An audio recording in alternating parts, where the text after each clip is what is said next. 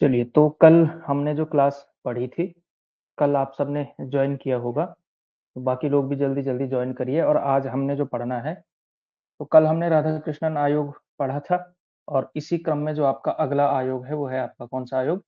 मुदालियर आयोग, ठीक है ना? तो आज मुदालियर आयोग हमने पढ़ना है, तो देखते हैं इसमें, ठीक है ना? सीधा-सीधा स्टार्ट करते हैं। बाकी लोग भी जुड़ेंगे जैसे-जैसे, तो हम आगे बढ़ाते रहेंगे क्लास को। तो चलिए शुरू करते हैं हम लोग, है ना? तो जो आपका अ, कल राधाकृष्णन आयोग था, राधाकृष्णन आयोग ज़्यादातर किससे संबंधित था पूरी तरह से? वो संबंधित था आपकी अ, हायर एजुकेशन यानी कि उच्च शिक्षा से संबंधित था।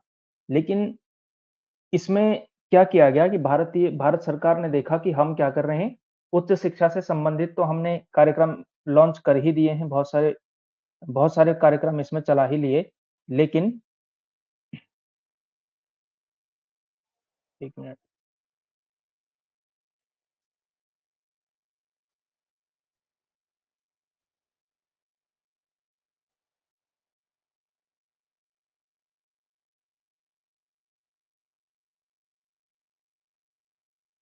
ठीक है, इतना दिख पा रहा है ना? चलिए, हाँ, तो उच्च शिक्षा में तो राधाकृष्णन आयोग का गठन किया गया और उससे संबंधित जो आवश्यक सुझाव थे, उनको माना भी जाने के क्रम में जो है वो सारी चीज़ें आगे बढ़ती चली गई। लेकिन साथ ही साथ भारत सरकार ने उस समय यह अनुभव किया कि उच्च शिक्षा में सुधार के साथ-साथ जहाँ हमें काम करने की ज़रूरत है, वो आपकी माध्यमिक शिक्षा है, ठीक है? यानी कि जो सेकेंडरी एजुकेशन होती है, वहाँ भी हमें जो है बहुत आवश्यक सुधारों की ज़रूरत है, क्योंकि वो भी बहुत जीर्ण-शीर्ण अवस्था में है और विश्वविद्यालयी शिक्षा तो थोड़ा बहुत आपकी जो है विश्व के ज्ञान के साथ जुड़ी हुई है कहीं न कहीं। कॉग्निटिव मोड पर कुछ विश्वविद्यालयों में कुछ अच्छे स्तर के शिक्षक और ये सब तो हैं ही, उनमें तो सुधार हो ही जाएगा। लेकिन जहाँ हमें विशेष रूप से काम करने की ज़रूरत है, वो है आपका माध्यमिक शिक्षा यानी कि स्कूली शिक्षा। तो इस उद्देश्य की पूर्ति करने के लिए आपका यहाँ पे परिचय में दिया भी गया है कि सीएबीई यानी कि central advisory board of education ने क्या किया, 1948 में माध्यमिक शिक्षा की जाँच करने के लिए एक आयोग के गठन की सिफ़ारिश की। यानी कि यह अनुभव किया गया कि क्या होगा, एक माध्यमिक शिक्षा में सुधार के लिए हमें क्या करना है, एक आयोग के गठन की ज़रूरत है, जो हमारी उच्च शिक्षा के वर्तमान स्तर की जाँच करे और साथ ही साथ क्या हो, भविष्य की नीतियों के संबंध में भारत सरकार को आवश्यक सुझाव दे। ठीक है? इतना सब कुछ हुआ। तो इन सारी चीज़ों को देखते हुए फिर भारत सरकार ने, हालाँकि ये पहले 1948 में ये बात कही थी, लेकिन ये तब इग्नोर किया गया।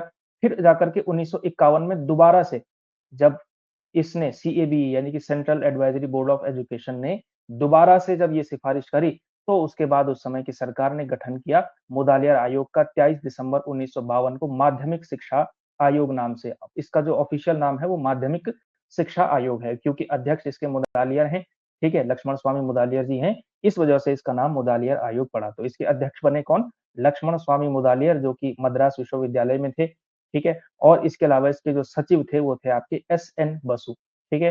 अन्य सदस्यों में अगर हम बात करेंगे तो इस आयोग में एक एडिशनल सेक्रेटरी को भी जोड़ा गया था, वो थे आपके डॉक्टर एसएमएस धारी। और इसके अलावा अन्य सदस्यों की अगर हम बात करेंगे तो Shri John Christie, Kenneth Rast William, KG Saiyidain, KL Shrimali, Shrimati Hansa Mehta, JA Taraporewala और श्री एमटी व्यास। तो इस तरह से टोटल जो है ये आपके पूरे के पूरे सदस्य थे इसमें, ये सारे के लोगों की जो है, इन सारे लोगों की इसमें टोटल मिलाकर के 10 लोग, ठीक है? टोटल मिलाकर के 10 लोग, यानी कि 1 सचिव, 1 अध्यक्ष और टोटल मिलाकर के 8। तो अगर प्रश्न पूछा जाता है कि अध्यक्ष समेत कितने थे? ये भी कभी-कभी सवाल जो है बन जाता है कि अध्यक्ष सहित कितने सदस्य थे? हाँ, तो अध्यक्ष सहित कितने थे? 10 थे। ठीक है ना? और वैसे जो सदस्य थे वो कितने थे? 8 थे, क्योंकि 1 सचिव, 1 अध्यक्ष, वैसे ज़्यादातर अध्यक्ष सहित ही पूछा जाता है, तो ये 10 लोग थे। तो हम कोशिश करेंगे, आज की क्लास में तो वो नहीं हो पाएगा, मैं बना कर के नहीं लाया हूँ उसको, तो हम कोशिश करेंगे कि जितने भी आयोगों के सदस्य हैं, तो इन सदस्यों को याद करने की कोई ना कोई ट्रिक हम लेकर के आएँ। ठीक है?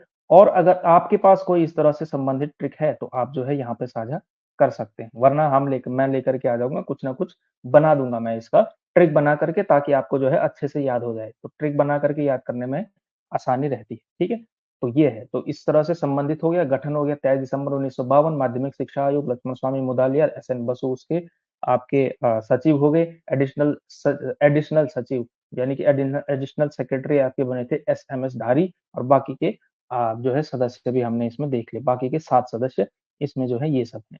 इसके अलावा इसके और अगर हम बात करेंगे कि आयोग का उद्देश्य उस समय क्या था, तो आयोग का उद्देश्य क्या था? भारत की तत्कालीन माध्यमिक शिक्षा के वर्तमान स्वरूप की परीक्षा करना और उसके संबंध में अपने सुझाव देना। क्या-क्या करना है? भारत की तत्कालीन माध्यमिक शिक्षा यानी कि उस समय की जो वर्तमान उस समय की माध्यमिक शिक्षा थी, उसके स्वरूप की परीक्षा करना या समीक्षा करना, ठीक है? उस समय की स्वरूप की समीक्षा करना उसके और इसके अलावा क्या करना? उसके संबंध में अपना सुझाव देना, ठीक है? इसके अलावा हम देखेंगे आयोग की रिपोर्ट।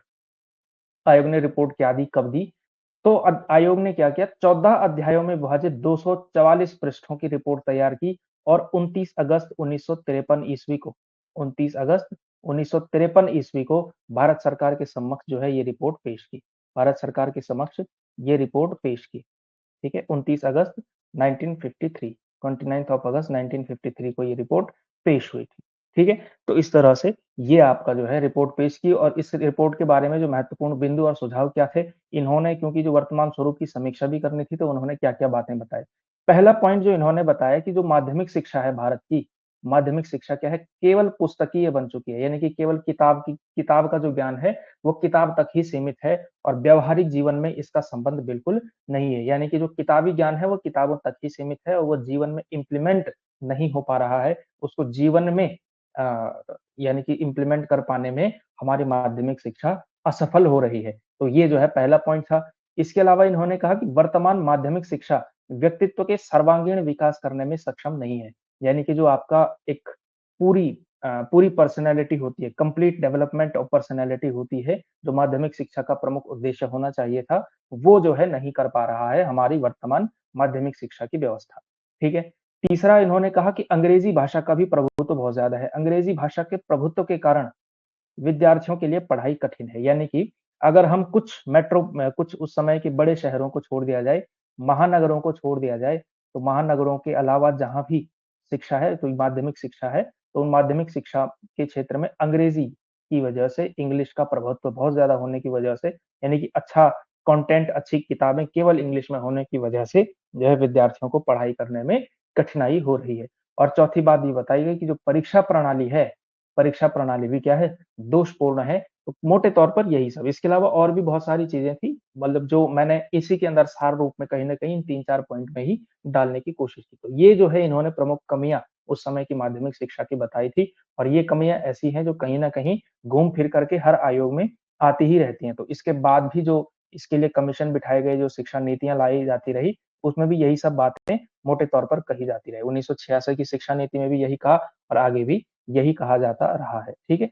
तो ये जो है 3-4 चीज़ें थी, इसी को लेकर के फिर इन्होंने सुझाव दिए थे। तो इन्होंने सुझाव दिए तो माध्यमिक शिक्षा के उद्देश्य इन्होंने बताए। इन्होंने कहा कि माध्यमिक शिक्षा का उद्देश्य क्या होना चाहिए, इसको संबंध में जो है इन्होंने अपने विचार प्रकट किए हैं आयोग ने। तो इन्होंने क्या कहा आयोग ने कहा कि माध्यमिक शिक्षा के क्या-क्या उद्देश्य हैं? जनतांत्रिक नागरिकता का विकास। जनतांत्रिक नागरिकता का मतलब क्या है? डेमोक्रेटिक। तो ये बात उन्होंने भी कही थी। राधाकृष्णन आयोग ने भी ये बात कही थी कि क्या करनी है लोकतांत्रिक मूल्यों को सिखाना है और डेमोक्रेटिक नागरिकता को कह सकते हैं आप सिटीज़नशिप। तो एक लोकतंत्र का नागरिक कैसा हो, इसका जो है विकास करना जो है माध्यमिक शिक्षा का पहला उद्देश्य होना चाहिए। और जनतांत्रिक मूल्य क्या-क्या होते हैं? समानता, स्वतंत्रता, बंधुत्व ये सारे जो है डेमोक्रेटिक मूल्य होते हैं। व्यक्तित्व का सर्वांगीण विकास यानी कि साहित्यिक, सांस्कृतिक, कलात्मक यानी कि हर तरीके सा एक कंप्लीट डेवलपमेंट हो पाए पर्सनैलिटी का, विद्यार्थी का, ये भी माध्यमिक शिक्षा का ही उद्देश्य है। इसके अलावा नेतृत्व का विकास करना, सच्चे देश प्रेम की भावना का विकास करना और जीवन यापन की कला में दक्षता होना चाहिए था यहाँ पे। दक्षता यानी कि एफिशिएंसी, ठीक है? तो में दक्षता, अनुशासन, सहयोग और संवेदनशीलता।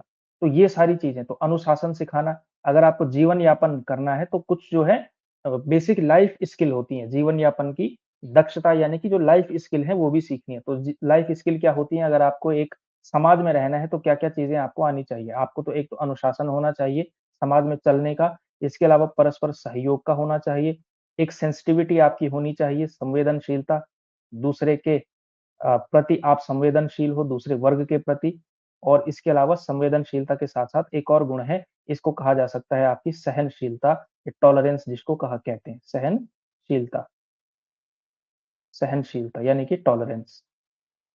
तो ये भी एक महत्वपूर्ण मूल्य है। तो ये सारे मूल्यों को सिखाना किसका काम है? माध्यमिक शिक्षा का काम है। माध्यमिक शिक्षा का उद्देश्य ये सब होना चाहिए, मुदालियार आयोग ने पहली बात तो ये कही। इसके अलावा फिर इन्होंने ये कहा कि माध्यमिक शिक्षा का संगठनात्मक स्वरूप यानी कि ऑर्गेनाइजेशन कैसी हो, कि एक ऑर्गेनाइजेशन जब चलेगा माध्यमिक शिक्षा में, तो वो किस तरह से चलना चाहिए। ठीक है, ऑर्गेनाइजेशन कैसे चलेगा माध्यमिक शिक्षा में? तो पहली बात तो इन्होंने ये कही कि माध्यमिक शिक्षा की अवधि क्या होनी चाहिए? 7 वर्ष होनी चाहिए, 7 इयर्स की होनी चाहिए, और वो 7 वर्ष कैसे होनी चाहिए? 6th, 7th, 8th 3 साल की ये, और इसके अलावा 4 वर्ष की उच्चतर माध्यमिक 9th, 10th, 11th, 12th यानी कि जो आपकी टोटल मिलाकर के माध्यमिक शिक्षा की अवधि होगी, वो होगी आपकी 7 वर्ष। ठीक है? और 7 साल में भी 3 साल आपका जूनियर लेवल पर, ठीक है? और 4 साल आपके जो है हायर सेकेंडरी, ठीक है ना? उच्चतर माध्यमिक स्तर पर 4 साल आपके ये होने चाहिए, ठीक है? इसके अलावा इन्होंने कहा कि बहुउद्देशीय विद्यालयों की शुरुआत करनी है, ठीक है? बहुउद्देशीय यानी कि जो इंटरडिसिप्लिनरी हो, अलग-अलग जो है उद्देश्यों की पूर्ति करते हों, वो सब हो। इसके अलावा पर्याप्त संख्या में पॉलिटेक्निक यानी कि प्राविधिक पॉलिटेक्निक स्कूलों की और तकनीकी विश्वविद्यालयों की स्थापना करनी है, जहाँ पे आपको टेक्नोलॉजी सिखाई जाएगी। कुल मिलाकर के जिसको आईटीआई कहते हैं, इसकी भी बात इन्होंने उस समय पे कही थी, ठीक है? पॉलिटेक्निक और आईटीआई इसके विद्यालयों को स्थापित करने की बात कही। इसके अलावा औद्योगिक शिक्षा के लिए उद्योग शिक्षा कर लगाया जाए, यानी कि उद्योग शिक्षा के लिए क्या कह सकते हैं आप? Industry sorry industry education cess, industrial education cess यानी कि औद्योगिक शिक्षा करने के लिए ये कर लगाया जाएगा। और एक साथ ही साथ इन्होंने एक और बात और कही थी इस संबंध में, कि जो उद्योगों से संबंधित प्रशिक्षण है, वो क्या होना चाहिए? उन्हीं इंडस्ट्रीज़ के आस-पास जो है इनका विकास करना है। जैसे ये तकनीकी विद्यालय हैं, ये तकनीकी विद्यालय कहाँ खोलने हैं आपको? ये खोलने हैं जहाँ पे क्या हो? इंडस्ट्रीज़ हो, इंडस्ट्रीज़ के आस-पास जो है आपको ये खोलना है। जहाँ इंडस्ट्रियल एरिया है, वहीं जो है कुछ स्कूलों की स्थापना करनी जाए, ताकि उनको व्यावहारिक ज्ञान हो सके उन विद्यालयों में। जो तकनीकी विद्यालय होंगे वहाँ जो है उस तकनीकी का व्यावहारिक ज्ञान यानी कि प्रैक्टिकल नॉलेज जो है उनको प्राप्त हो सके। इसके अलावा एक और बात कही, छात्राओं के लिए गृह विज्ञान यानी कि होम साइंस की भी शिक्षा उस समय पे होनी चाहिए, क्योंकि बड़ी संख्या में खास अब भी एक बड़ी संख्या में जो है बहुत जो महिलाएँ हैं वो होम मेकर ही हैं या हाउसवाइफ्स ही हैं, और उस समय तो ये संख्या आप कह सकते हैं कि 95% 98% रही होगी। तो उसको करने के लिए क्या करना है? गृह विज्ञान की एक जो है विषय के रूप में गृह विज्ञान को भी पढ़ाया जाना चाहिए विद्यालयों में माध्यमिक शिक्षा के स्तर पर, ठीक है? इसके अलावा प्रत्येक राज्य में कुछ ऐसे विद्यालयों की स्थापना की जाए, जहाँ पर नेत्रहीन, मूक बधिर, विकलांग बच्चों के लिए शिक्षा का प्रबंध हो। यानी कि जो आपके स्पेशल चाइल्ड होते हैं, जो कभी नेत्रहीन होते हैं कुछ-कुछ, जो मूक बधिर होते हैं, यानी कि बोलने-सुनने की क्षमता उनके पास नहीं होती है, कुछ विकलांग होते हैं, तो इन बच्चों के लिए क्या होनी चाहिए? अलग से शिक्षा, अलग से विद्यालयों का प्रबंध होना चाहिए, ठीक है? अगर आपको ये पता हो कि अ, जैसे देहरादून में एक ब्लाइंड स्कूल उसको हम मतलब वहाँ के उसमें कह देते हैं कि उसमें मतलब एक लैंडमार्क के रूप में प्रयोग करते हैं, लेकिन जो उसका असली नाम है वो NIEVPD है, ठीक है? तो ये जो है क्या है, एक यानी कि जो आपके नेत्रहीन बच्चे हैं, नेत्रहीन बच्चों के लिए ये जो है विद्यालय खोला गया है। यहाँ पे नेत्रहीन बच्चे पढ़ते हैं, कैसे पढ़ते हैं? एक तो ब्रेल लिपि आप लोग जानते हैं, ब्रेल लिपि, तो वहीं मैंने पहली बार ब्रेल लिपि देखी थी, हमारा वहाँ पे एक कार्यक्रम था, तो वहाँ मैंने उन बच्चों को देखा था। बहुत प्रतिभाशाली, बहुत टैलेंटेड, और जो सामान्य बच्चे हैं, सामान्य बच्चों से कहीं ज़्यादा वो पढ़ते हैं, कहीं बेहतर किताबें वो पढ़ते हैं। ऐसी किताबें, ऐसा ज्ञान जो हमें कॉलेज में प्राप्त होता है, जो हमने अलग से पढ़ा जब हमारा एक्सपोज़र हुआ, तो वैसा ज्ञान, वैसी किताबें वो क्या करते हैं, रिकॉर्डिंग के मोड में, रिकॉर्डेड, उनको जो है ऑडियो बुक के रूप में दिया जाता है। वैसी किताबें वो बचपन में ही यानी कि स्कूल लाइफ़ में ही पढ़ लेते हैं। तो ये जो है एक शानदार विद्यालय हमने इसमें देखा है, इस क्षेत्र में नेत्रहीन बच्चों के लिए। बहुत शानदार रिकॉर्डिंग भी करते हैं हमारे साथ के कुछ हैं जो उस संबंध में जो है अच्छा जिनकी एक वॉइस मॉड्यूलेशन ये सब अच्छा होता है, रेडियो वगैरह में काम करते हैं, तो वो जो है कुछ किताबें भी रिकॉर्ड करते हैं, ठीक है? तो ये सारी व्यवस्थाएँ वहाँ पर की जाती हैं।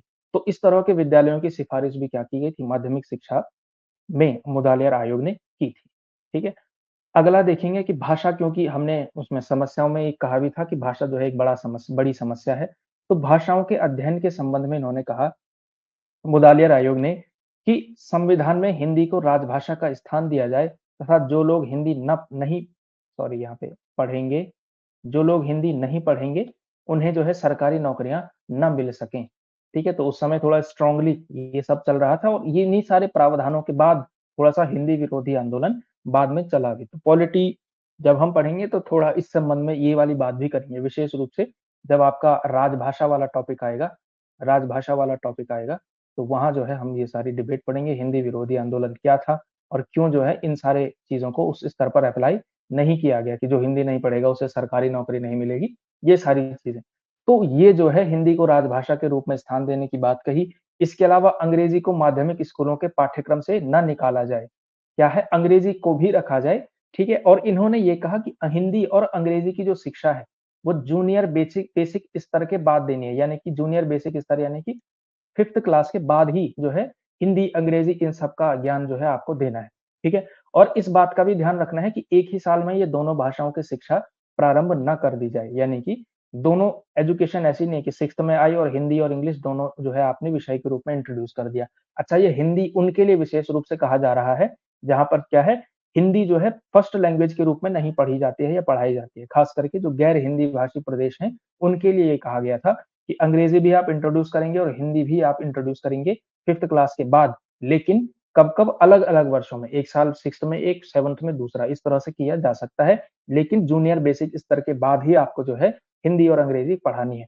तो अगर आपको पता हो, अगर आपने कभी अपने पेरेंट्स से पूछा हो कि आप उन्होंने अंग्रेजी पहली बार कब पढ़ी, तो वो कहते हैं कि हमने छठी में पहली बार अंग्रेजी पढ़ी, यानी कि एबीसीडी जो था, एबीसीडी हमने पहली बार कब पढ़ी? जब हम 6th क्लास में पहुँच गए। छठी क्लास में पहुँचने के बाद वो जो है अंग्रेजी से उनका राब्ता कराया जाता है। तो अब तो जो है पहले ही करा देते हैं, अब तो 2 भाषाएँ एक साथ चलाते हैं और इसके बहुत सारे फ़ायदे भी हो सकते हैं, लेकिन बहुत सारे नुकसान भी बच्चों के जो है एक कॉग्निटिव स्तर पर देखा जाता है, ठीक है? क्योंकि एक रिसर्च देखी गई थी, उसका मुझे बहुत डिटेल में ये जानकारी नहीं है कि कहाँ की थी और क्या वो रिसर्च थी, मैं क्या कह के उसको किया जा सके, मैंने भी कहीं से सुना ही था। रिसर्च ये थी दरअसल कि कुछ बच्चों को क्या किया गया, स्कूल में ही 2nd, 3rd क्लास में भी वो शायद नामीबिया एक देश है आपका दक्षिण नामीबिया एक देश है, जहाँ से चीते भी आए थे, वो मोदी जी वाले चीते, ठीक है? याद होगा आपको। तो वो नामीबिया में रिसर्च की गई थी कि कुछ बच्चों को क्या किया गया कि अपनी मातृभाषा में पढ़ाया गया। अपनी मातृभाषा में, केवल अपनी मातृभाषा में ज्ञान जो है कुछ जो है विषय पढ़ाया गया और कुछ बच्चे ऐसे थे जिनको जो है अंग्रेजी में पढ़ाया गया। इंग्लिश में पढ़ाया गया। और अंग्रेज़ी जो है नामीबिया में खूब पढ़ी जाती है, खूब बोली जाती है। ऐसा नहीं है कि बच्चा वहाँ का अंग्रेज़ी जानता नहीं है। लेकिन अंग्रेज़ी में भी उनको जो है अंग्रेज़ी में पढ़ाया गया, कुछ को केवल अपनी मातृभाषा में पढ़ाया गया और बहुत शॉकिंग रिज़ल्ट्स वहाँ से पैदा हुए कि जिन बच्चों ने अपनी मातृभाषा में सीखा था, उनका जो है ज्ञान का स्तर, समझ का स्तर, लिखने को तो लिख लेता है बच्चा सब कुछ हिस्ट्री, ज्योग्राफी सारा उत्तर लिख लेगा, लेकिन जो उनकी समझ का स्तर था, जो वो सोच पाते थे, जो थिंकिंग एबिलिटी तक स्तर पहुँच पाता है, वहाँ वो कौन कौन लोग बच्चे पहुँच पाए जिन्होंने जो है सामान्यतः अपनी मातृभाषा में पढ़ाई की थी। तो ये रिसर्च जो है यहाँ से आई है, ठीक है? तो ये भी जो है शुरू में किया जाता था। तो ये सारी चीज़ें उसमें जो है मुदालियर आयोग ने कहा था कि क्या करना है, एक साथ ही जो है अंग्रेज़ी और हिंदी एक साथ नहीं डालनी है और 5th क्लास के बाद ही जो है अंग्रेज़ी जो है इंट्रोड्यूस करानी है। माध्यमिक विद्यालयों के पाठ्यक्रम में संस्कृत को सम्मिलित किया जाए। साथ ही इन्होंने कहा कि संस्कृत भी पढ़ानी है, संस्कृत को भी शामिल किया जाए और माध्यमिक विद्यालयों में शिक्षा का जो माध्यम होगा, वो क्या होगा? मातृभाषा या प्रादेशिक भाषा होनी चाहिए, ठीक है? यानी कि जो हिंदी भाषी प्रदेश है, वहाँ के लिए तो हिंदी ही चलेगा और जो गैर हिंदी वाले हैं, उनके लिए जो है उनकी प्रादेशिक भाषा, बांग्ला वालों के लिए बांग्ला, ठीक है? केरल में मलयालम और वहाँ कन्नड़ हो गया, कर्नाटक में अलग-अलग भाषा अलग, गुजरात में गुजराती में, ये सारा मीडियम जो है प्रत्येक का होना चाहिए।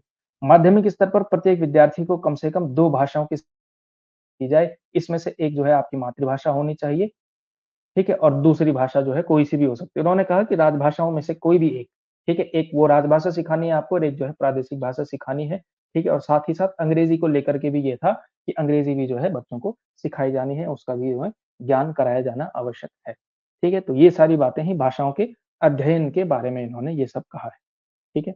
अगला पॉइंट जो इसमें आता है, माध्यमिक विद्यालयों का पाठ्यक्रम यानी कि सिलेबस के विषय में आयोग ने क्या सुझाव दिए हैं? सिलेबस के संबंध में। इन्होंने कहा कि पाठ्यक्रम का सामाजिक जीवन से घनिष्ठ संबंध होना चाहिए, यानी कि सिलेबस ऐसा बने जो क्या हो सोशल लाइफ से उसका संबंध बनता हो, यानी कि जीवन से उसका संबंध बनता हो, इस तरह का पाठ्यक्रम होना चाहिए और पाठ्यक्रम इस प्रकार का होना चाहिए जो विद्यार्थियों के विभिन्न अनुभवों में एकता स्थापित कर सके। ठीक है? यानी कि अलग-अलग एक्सपीरियंसेस जो उनको होते हैं, वो क्या हो पाठ्यक्रम में शामिल होने चाहिए। अलग-अलग विषयों के अनुभव जो है प्रत्येक जो है उसमें आने चाहिए। यानी कि जो लाइफ का एक्सपीरियंस है वो सिलेबस में दिख रहा हो और जो सिलेबस की चीज़ें हैं वो रियल लाइफ में भी अप्लाई हो पा रही हों। तो इस तरह का एक इंटरकनेक्टेड एक पाठ्यक्रम जो है एक कह सकते हैं कि समावेशी पाठ्यक्रम जो है सिलेबस आपका होना चाहिए उसमें, ठीक है? इसके अलावा कहा गया कि पाठ्यक्रम में लचीलापन और विविधता हो और पाठ्यक्रम में जिन विषयों को स्थान दिया जाए, वह एक-दूसरे से संबंधित होने चाहिए। यानी कि अलग-अलग विषयों को भी आपस में इंटरकनेक्टेड करना है, ठीक है? कि अगर मैथ्स की क्लास हो रही है, तो मैथ्स का संबंध जो है दूसरे विषय से भी किस तरह बनाया जा सकता है, ये जो है एक इंटरकनेक्टिविटी भी पेश करने की कोशिश होनी चाहिए। इसके अलावा पाठ्यक्रम में इस तरह की मनोरंजन क्रियाओं का समावेश होना चाहिए, जिनके द्वारा विद्यार्थी अपने अवकाश के समय का दुरुपयोग न कर सके। यानी कि क्या करना है, एक्टिविटीज़ जो है बच्चों को खूब सिखानी है। पाठ्यक्रम में क्या होना चाहिए, कुछ एक्टिविटी होनी चाहिए ज ताकि जो उनका अवकाश का समय है, जैसे छुट्टी है तो वो एक्टिविटी करने को उनको दे दी गई है, ठीक है? आपने कभी एनसीईआरटी की किताब अगर ठीक से देखी हो, एनसीईआरटी की किताबें अगर आपने देखी हो, तो उसमें खूब सारी एक्टिविटीज़ आती हैं। जैसे मेरा तो 12th में साइंस था, तो साइंस में क्या होता है, वहाँ पे जो है ब्रैकेट में कुछ ना कुछ एक्टिविटी देते हैं। ऐसा करके लिखा होता है यहाँ पे, तो इनको जो है बच्चों को ये कराएँ, ये करने को करें। तो इस तरह से जो है कुछ ना कुछ दिया जाता था। हालाँकि टीचर्स वो इन सारी चीज़ों पे ध्यान नहीं देते हैं, उनका सिलेबस पे ही रहता है कि पढ़ो एक तरफ से, ठीक है? ऑप्टिक्स पढ़ो, ये पढ़ो, पढ़ने पर ही ज़्यादा ध्यान है, यानी किताबी ज्ञान पर ही ज़्यादा रहता था। एक्टिविटी लेकिन कम से कम एनसीईआरटी की किताबों में ये निर्देश दिया ही रहता था, ठीक है? कि ये जो है चीज़ें आपको पढ़ानी है, ठीक है? तो ये सारी चीज़ें करने के लिए कहा जाता था, मनोरंजन क्रियाओं का समावेश हो, जिसके द्वारा विद्यार्थी अपने अवकाश के समय का दुरुपयोग न कर सकें। यानी कि होमवर्क जो दिया जाएगा वो क्या होना चाहिए? एक्टिविटी बेस्ड होना चाहिए, मनोरंजन क्रियाओं के बेस पर होना चाहिए, केवल लिखने-पढ़ने वाला होमवर्क ना हो, किताबी होमवर्क ना हो। ये सारी बातें इसमें कही गई थी।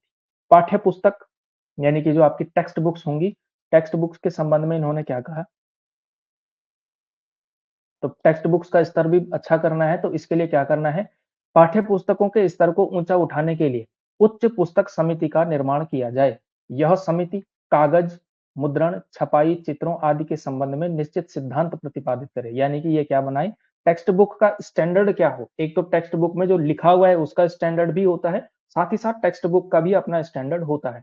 अभी जैसे अगर हम किताबें देखेंगे जो बड़े एज की किताबें होती हैं, जैसे मेरे पास ये एक किताब देख लीजिए निबंध निलय है, एक निबंधों का संकलन है हिंदी के कुछ प्रमुख, तो ये देखेंगे आप तो ये बड़ी नीरस सी किताब आपको लगेगी, ठीक है? केवल काला और सफ़ेद जो है इसमें, ये सारी चीज़ें हैं।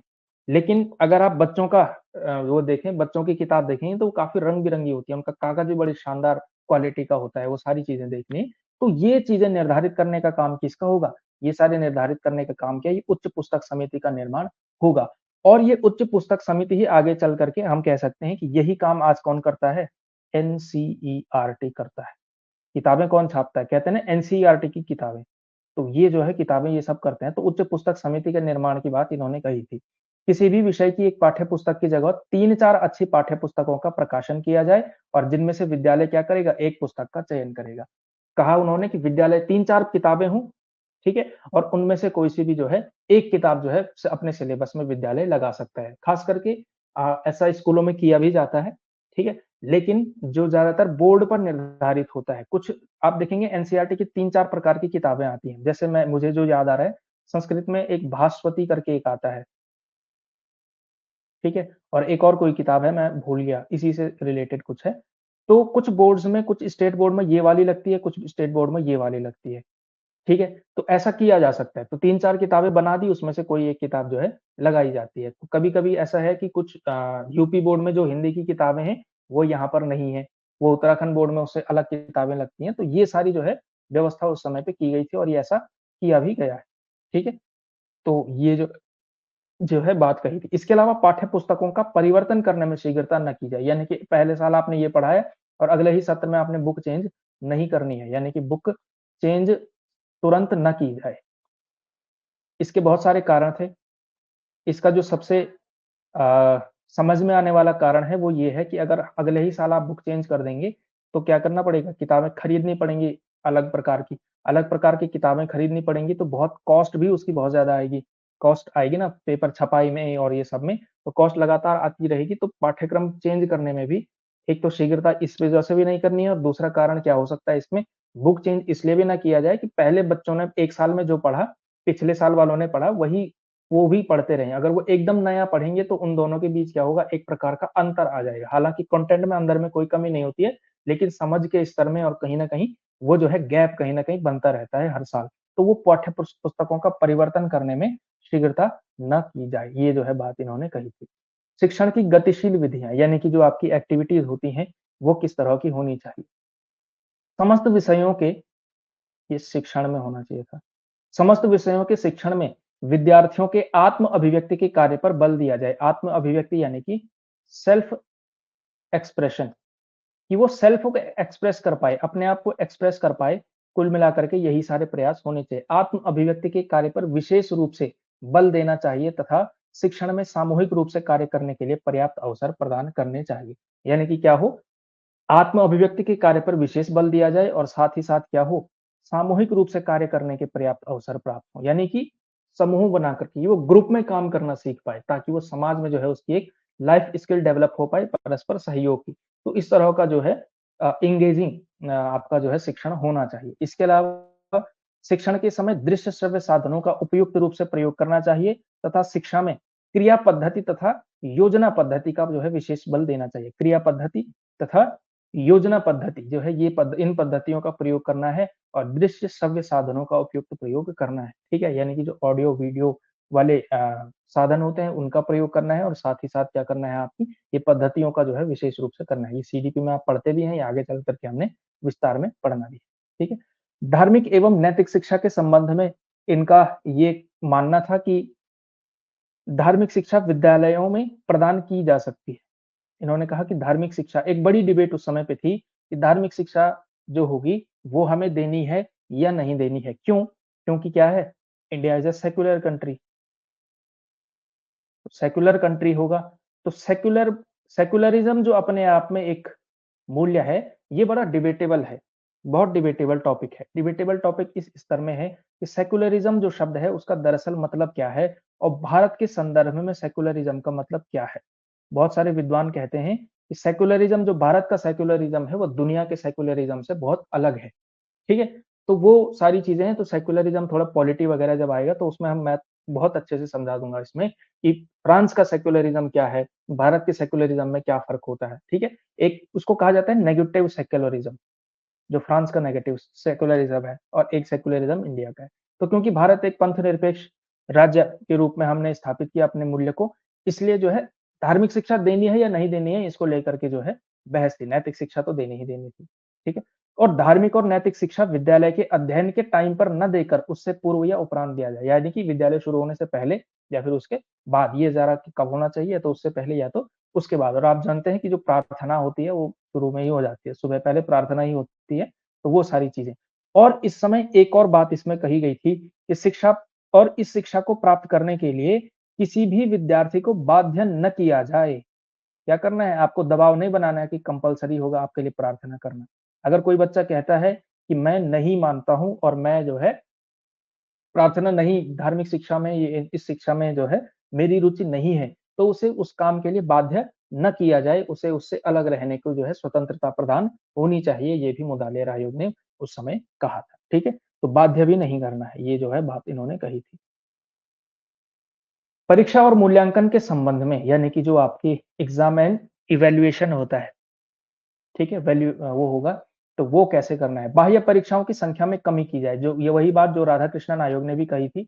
राधाकृष्णन आयोग का भी यही मानना था कि जो आपकी बाह्य परीक्षाएँ हैं, उसमें कमी करनी है संख्याओं में और निबंधात्मक परीक्षाओं में सुधार किया जाए तथा विचार प्रधान प्रश्न अधिक पूछे, यानी कि जो थॉट प्रोवोकिंग थॉट प्रोवोकिंग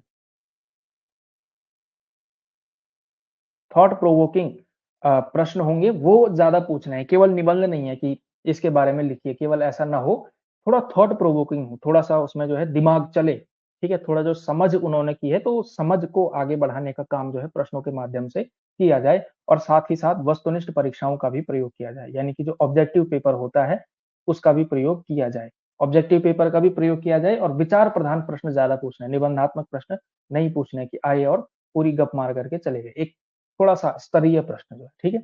और ये जो थॉट प्रोवोकिंग प्रश्न है, आप कभी भी अगर आप देखेंगे तो किसी ने जैसे एमए किया होगा आपने और एसएसटी का कोई भी विषय जैसे माना आप हिस्ट्री ही ले लीजिए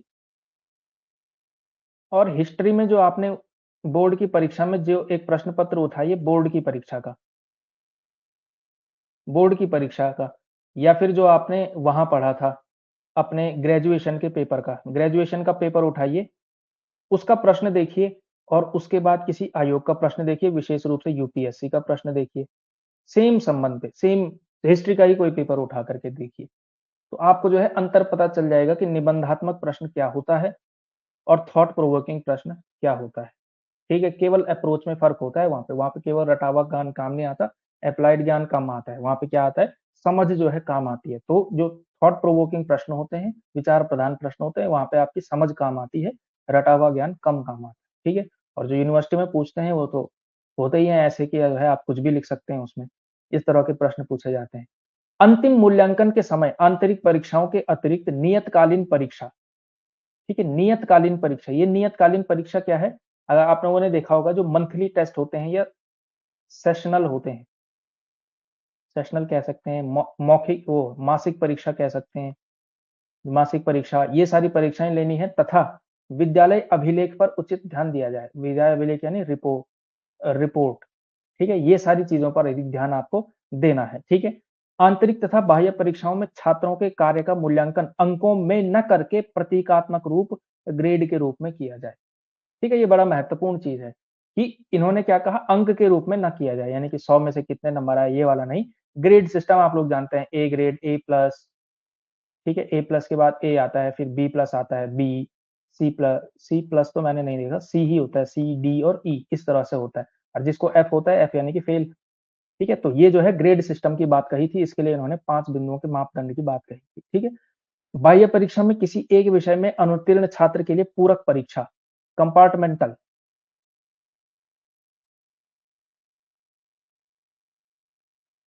कंपार्टमेंटल परीक्षा, ठीक है? कि कंपार्टमेंट आ गए तो दोबारा से जो है इसको सप्लीमेंट्री भी कहते हैं ना, तो उस परीक्षा की जो है व्यवस्था की जाए ये भी कही और वो क्या है कि माना किसी एक विषय में अनुत्तीर्ण हो गया, मैं 4 में पास हो गया था, 1 में फेल हो गया, तो उसके लिए क्या करना है कंपार्टमेंट की जो है व्यवस्था होनी चाहिए। ये बात जो है मुदालियर आयोग कहता है। तो परीक्षा और मूल्यांकन के संबंध में ये सारे पॉइंट आपको ध्यान में रखने हैं, ठीक है? अगला पॉइंट, विद्यालय भवन के संबंध में भवनों का भी महत्व है, भवन भी जो है अच्छे स्तर के और अच्छे वो होने ही चाहिए। तो विद्यालय भवन के विषय में इनका मानना है कि ग्रामीण क्षेत्रों में माध्यमिक विद्यालयों की स्थापना ऐसे स्थान पर की जाए जहां आसपास के गांव के छात्र सरलता से जा सके। यानी कि जहाँ पे माना 10 गाँव हैं, तो 10 गाँवों के लिए ऐसे जगहों पर स्थापना की जाए जहाँ पे क्या हो सभी के लिए क्या हो छात्र सरलता से जा सकें, ठीक है? वरना बहुत सारे विद्यार्थी आप लोग भी कुछ जिन्होंने गाँव ग्रामीण पृष्ठभूमि से पढ़ा है तो बहुत कम ही ऐसे लोग होंगे क्योंकि माना 10 गाँव हैं, 10 गाँव का 1 स्कूल है, तो वो एक स्कूल किसी एक ही गाँव में होगा यानी कि 9 गाँवों के बच्चे तो दूर से आएँगे ना, तो इस वजह से तो बहुत सारे बच्चे क्या आते थे दूर से ही पढ़ते थे। तो इस वजह से इन्होंने ये कहा था कि ऐसे स्थान पर जहाँ से जो है आस-पास के गाँव के छात्र सरलता से जा सकें, ऐसी जगहों पे खोलना है ग्रामीण क्षेत्रों में और शहरी क्षेत्रों में ऐसी जगहों पे जहाँ शोरगुल और भीड़-भाड़ ना हो क्योंकि गाँव में शोरगुल, भीड़-भाड़ नहीं होती है, ठीक है? वो तो नहीं ही होती है। लेकिन क्या हो शहरी क्षेत्रों में शोरगुल और भीड़-भाड़ ना हो ऐसे विद्यालयों की स्थापना ऐसी जगहों पर करनी चाहिए। इसके अलावा भवन में प्रकाश और वायु यानी कि लाइट और वेंटिलेशन का ध्यान देना है, साथ ही साथ पाठशाला की साज-सज्जा आधुनिक ढंग से की जाए, यानी कि मॉडर्न स्टाइल की जो है इसमें चीज़ें होनी चाहिए, साज-सज्जा जो है उस प्रकार की होनी चाहिए और पाठशाला के कमरे के बारे में जो इन्होंने कही थी, इतना बड़ा होना चाहिए कि जहाँ पे 30 छात्र कम से कम और 40 यानी कि इन्होंने क्या कहा है 30 से लेकर के 40 बच्चों की स्ट्रेंथ जो है एक क्लास में होनी चाहिए, 40 से ज़्यादा नहीं होनी चाहिए, ठीक है? हमारा जो स्कूल था वहाँ पे 75 थी, 75 75 बच्चे एक क्लास में बैठते थे हमारे स्कूल में, ठीक है? जो आपका ये है, इनका जो स्टैंडर्ड था उन्होंने कहा था 40, ठीक है? 40 से ज़्यादा नहीं। कार्य घंटे और छुट्टियाँ, कार्य के घंटे यानी कि work of hours, hours of work या वर्किंग आवर्स कह सकते हैं हम इसको, वर्किंग आवर्स, ठीक है? हाँ, मुझसे बहुत शानदार अंग्रेज़ी की उम्मीद बिल्कुल ना करें। मैंने अंग्रेज़ी 12th तक ही पढ़ी है, ठीक है? और वो भी केवल उत्तर लिखने वाली पढ़ी है, इसलिए मेरी अंग्रेज़ी को जज ना किया जाए यहाँ पे। इस डिस्क्लेमर के साथ मैं अंग्रेज़ी के शब्द लिख रहा हूँ, ठीक है? एक आध स्पेलिंग गलत हो जाए, प्रीपोज़िशन कहीं समस्या आ जाए, तो वो जो है आपको थोड़ा-सा उसमें मुझे आप वो देंगे, क्या स्पेस देंगे, उतनी छूट आप देंगे उसमें। विद्यालय के कार्य करने के घंटे को निश्चित करते समय स्थानीय परिस्थितियों, व्यावसायिक दशाओं और मौसम आदि का ध्यान जो है रखना है। इन्होंने कहा कि विद्यालय के घंटे कब से कब तक हों, इसके लिए क्या हो, स्थानीय परिस्थितियाँ हों, व्यावसायिक दशाएँ हों और मौसम आदि का ध्यान रखा जाए। ठीक है, वो तो है ही। क्योंकि आप लोग देखते हैं जैसे जो खासकर यहाँ के स्कूल होते हैं, मतलब ऐसे खासकर नॉर्दर्न इंडिया में, पूरे ही नॉर्दर्न इंडिया में जहाँ पे जो है ग्रीष्म ऋतु, शरद ऋतु इस तरह से ऋतुएँ आती हैं, तो उस समय के साथ चेंज होता रहता है। कभी 7 बजे की स्कूल, कभी 10 बजे की स्कूल, ठीक है? तो ऐसा होता है, तो वो स्वतंत्रता जो है रखनी है, ठीक है? और इस संबंध में विद्यालय के अधिकारियों को पर्याप्त स्वतंत्रता दी जाए, यानी कि विद्यालय को ये स्वतंत्रता हो कि वो किस टाइम अपना वर्किंग आवर क्या-क्या रखना चाहता है, ठीक है? हालाँकि प्रशासन भी कभी-कभी छुट्टी दे देता है, मौसम इत्यादि को देखते हुए तो वो भी अलग बात है, लेकिन विद्यालय को जो है इसके संबंध में छूट होनी चाहिए। विद्यालयों में 1 वर्ष में कम से कम 200 दिन, यानी कि जो वर्किंग डेज़ होंगे वो 200 दिन होने चाहिए और सप्ताह में कम से कम 35 घंटे का अध्यापन कार्य होना चाहिए। व अध्यापन कार्य मतलब हफ्ते में 6 दिन का हो रहा है, तो 6 छक्का 36 यानी कि साढ़े 5 से 6 घंटे का अध्यापन काम जो है, कम से कम होना ही चाहिए। ठीक है? इतना होना ही चाहिए। जनरली क्या होता है 8 पीरियड होते हैं, तो आप देखें कि करीब-करीब 6 घंटे ही पढ़ाया जाता है। बाकी अगर टोटल मिलाया जाए, तो क्योंकि 45 मिनट की अवधि होती है। एक जो पीरियड पढ़ाया जाएगा, 45 मिनट पढ़ाया जाएगा, ठीक है? 200 दिन का काम होगा कम से कम, हर हफ्ते कम से कम 35 घंटे का अध्यापन और घंटे की अवधि 45 मिनट की होनी चाहिए। विद्यालय सप्ताह में 6 दिन तक खोला जाए और इनमें से 1 दिन क्या करना है, आधे समय तक पढ़ाई होगी और आधे समय तक क्या होना चाहिए, शिक्षक और छात्रों के द्वारा साथ मिल कर के पाठ्य क्रियाओं का आयोजन किया जाए।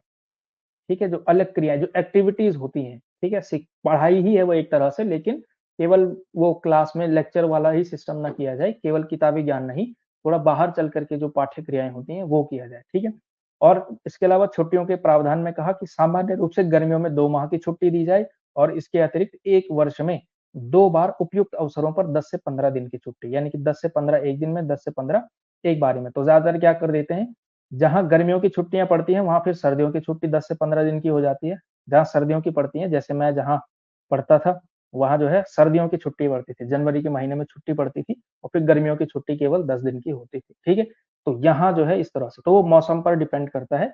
ये जो है, ये गर्मियों की छुट्टी का प्रावधान जो है, मुदालियर आयोग ने दिया था।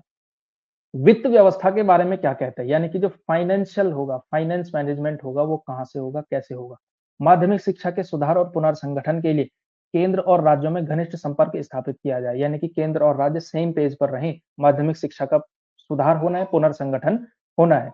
व्यावसायिक शिक्षा की उन्नति के लिए केंद्रीय स्तर पर व्यावसायिक शिक्षा परिषद का निर्माण किया जाए, ठीक है?